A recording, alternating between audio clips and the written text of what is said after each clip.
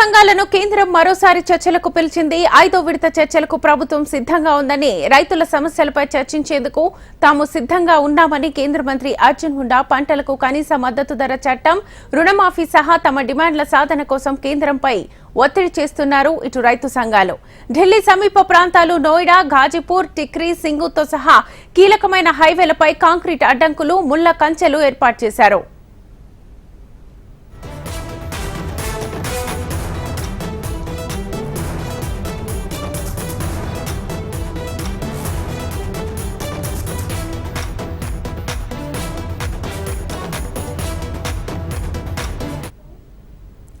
రైతు సంఘాలను కేంద్రం మరోసారి చర్చలకు పిలిచింది. 5వ విడత చర్చలకు ప్రభుత్వం సిద్ధంగా ఉందని, రైతుల సమస్యలపై చర్చించేందుకు తాము సిద్ధంగా ఉన్నామన్నారు కేంద్ర మంత్రి అర్జున్ ముండా.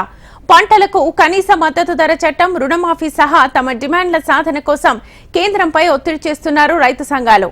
ఢిల్లీ సమీప ప్రాంతాలు నోయిడా, ఘాజీపూర్, టిక్రీ, సింగూతో సహా కీలకమైన హైవేలపై కాంక్రీట్ అడ్డంకులు, ముళ్ల కంచెలు ఏర్పాటు చేశారు.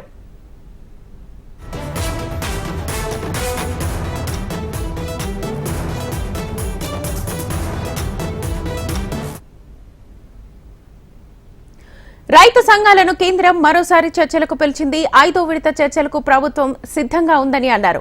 ఇదే అంశానికి సంబంధించి ఫుల్ డీటెయిల్స్ మా ఢిల్లీ ప్రతినిధి శిరీష్ లైవ్ ద్వారా అందిస్తారు. శిరీష్.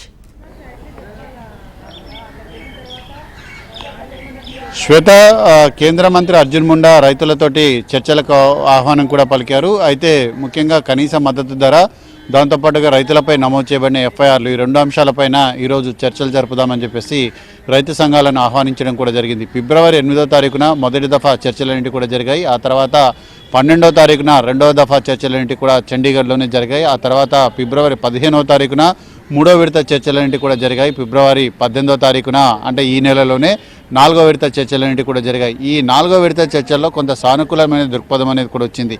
కనీస మద్దతు ధర అనేది 3 వాణిజ్య పంటలకు వర్తింపజేస్తామని చెప్పేసి కూడా కేంద్ర ప్రభుత్వం స్పష్టం చేసింది. అయితే కేంద్రం చేసిన ప్రతిపాదన ఏదైతే ఉందో ఆ ప్రతిపాదనను రైతు సంఘాల నేతలతో చర్చించడం జరిగింది.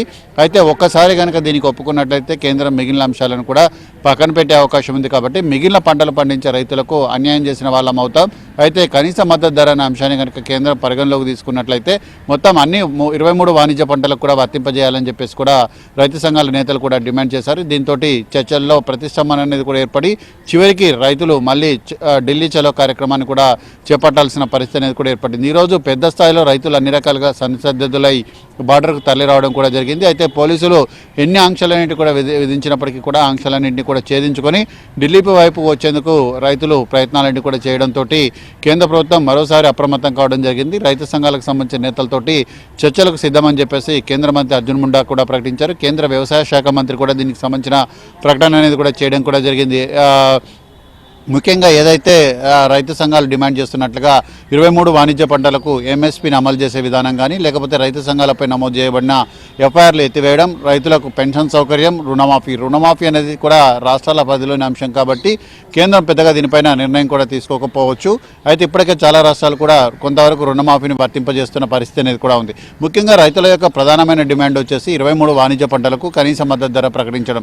ఈ అంశంపైన ఈరోజు చర్చలన్నింటి కూడా జరుగుతాయని చెప్పేసి కూడా భావిస్తున్నారు. అయితే ఈ డెడ్ లాక్ అనేది కూడా తొలగిపోతుందా, లేకపోతే మరికొన్ని రోజుల పాటు కొనసాగుతుందా అనేది కూడా చూడాల్సింది. ఎందుకంటే ఎవరు డిమాండ్లపై వాళ్ళు నిలబడి ఉన్నారు, ఎవరు కూడా వెనక్కి తగ్గడం లేదు. కాబట్టి ప్రతిష్టంభన అనేది కూడా ఏర్పడింది. మరొక వైపు ఈ రైతులు ఏదైతే డిమాండ్లు ఉన్నాయో వీటిపైన నిన్న హైకోర్టు ఇచ్చిన ఆదేశాలు అయితే ఉన్నాయో ఆ ఆదేశాలను కూడా పక్కన పెట్టి రైతులు పెద్ద ఎత్తున ట్రాక్టర్లు, బుల్డోజర్లు, ఎర్త్ మూవర్లు వీటన్నిటితోటి కూడా ధర్నాకు రావడం కూడా జరిగింది. అయితే శాంతియుతంగా ధర్నా చేస్తున్నామని చెప్పిన రైతులు ఇలా ఒక యుద్ధానికి లేకపోతే ఆందోళనకు వచ్చినట్టుగా రావడం అనేది కూడా ఎంతవరకు కరెక్ట్ అని చెప్పేసి ఇటు కేంద్ర ప్రభుత్వం, హర్యానా ప్రభుత్వం ప్రశ్నిస్తున్నాయి. ముఖ్యంగా పంజాబ్ సర్కార్ పూర్తిగా సహకరించడం వల్లనే రైతులు ఈ మేరకు ఇలాంటి చర్యలకు పాల్పడుతున్నారు. కాబట్టి దీనిపైన విచారణ అనేది కూడా జరపాలని చెప్పేసి పంజాబ్, హర్యానా రాష్ట్రాలకు సంబంధించిన ఉమ్మడి హైకోర్టులో పిటిషన్ అనేది కూడా దాఖలు చేశారు. అయితే ఈ పిటిషన్పై అత్యవసరంగా విచారించేందుకు హైకోర్టు నిరాకరించడం కూడా జరిగింది. దీంతో ఈ ప్రభుత్వం చర్చలకు సిద్ధమన్న సంకేతాలను కూడా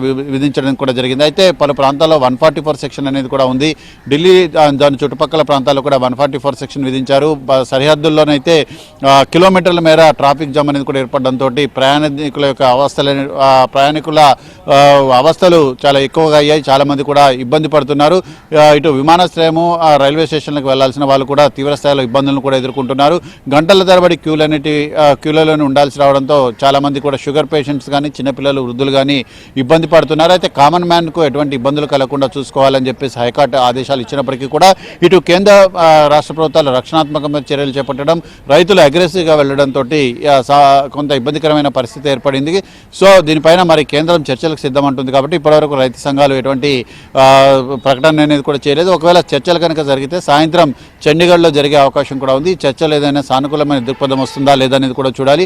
అయితే ప్రధాని దేశం మొత్తానికి కూడా ప్రధాని ఇటువంటి చర్యలకు పాల్పడతారని చెప్పేసి మేము అనుకోవడం లేదు. రైతుల యొక్క సమస్యలను పరిష్కరించాల్సింది పోయి రైతులను అంచవేసే విధంగా కేంద్ర ప్రభుత్వం ప్రయత్నించడం అనేది కూడా చాలా వరకు కూడా మంచి పద్ధతి కాదని చెప్పేసి కూడా రైతు సంఘాల నేతలు ఆరోపిస్తున్నారు. సో ఈ నేపథ్యంలో మరి కేంద్ర ప్రభుత్వంతో చర్చలు జరుగుతాయా, జరిగితే ఎటువంటి సానుకూలమైన దృక్పథం అనేది కూడా వస్తుందనేది కూడా చూడాల్సి ఉంది. Right Shirish, thank you.